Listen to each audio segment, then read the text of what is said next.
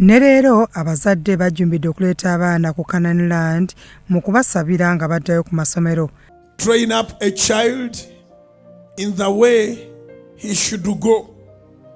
Kaakati bano abaana tubasizeemu ensigo nti ne bwe bali babakuze nabo balitwala abaana baabwe ewa Katonda.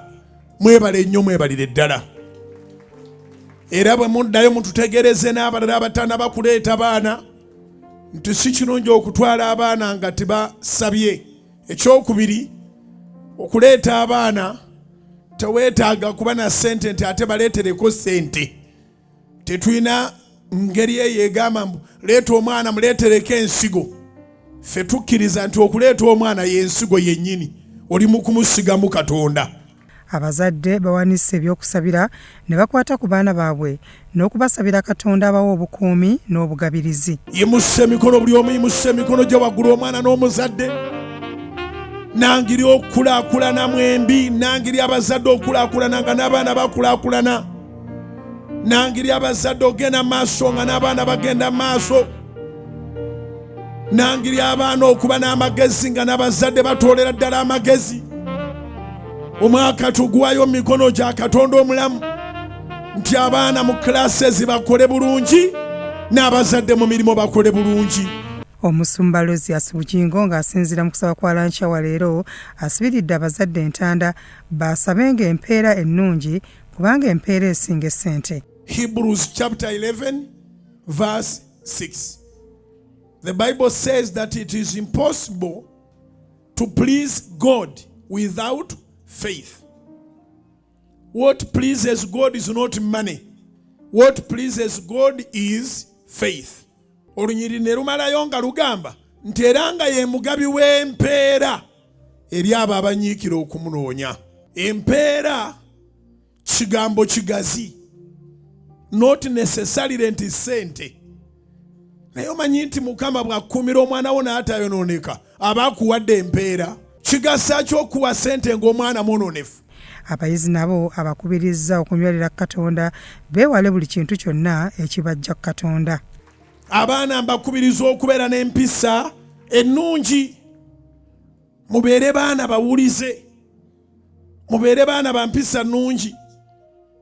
Abazadde babaleese babalage nti tebabazaala bokka, waliwo ne Katonda eyabatonda.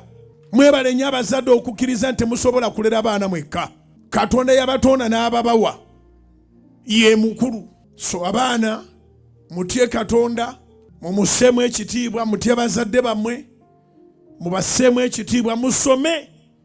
Temukkiriza kintu kyonna kibawugula, ekibawugulaza, ekibabuzaabuza okuva ku kusoma.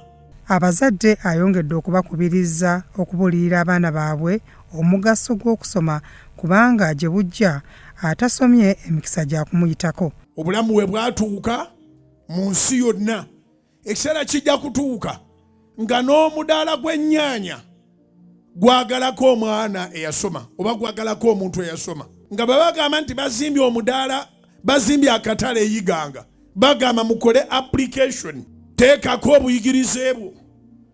Ng'ataatuuka mu senior 6 tebamuwa stall kugimaneginga. Olwekyo abazadde mwebale nnyo okuweerera abaana, naye abaana buli lw'omutwala mubuulire emigaso gy'okusoma.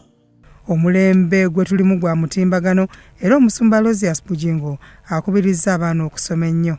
Emirembe gye tugenda tweyongera, musooke mulabire ku tekinologi gyatuuse. Kati bangi ssente temuzikuteeko mu cash, zize ku mobile money, era ogenda kuzisasula mu banka ez'omwana era ku mobile money. Tugenda mu economy ngeri digito. Abaana balina okusoma okufiitinga mu mirembe egiddawo. Byatumubaze Godfrey, Crossroads TV, Omunnyo.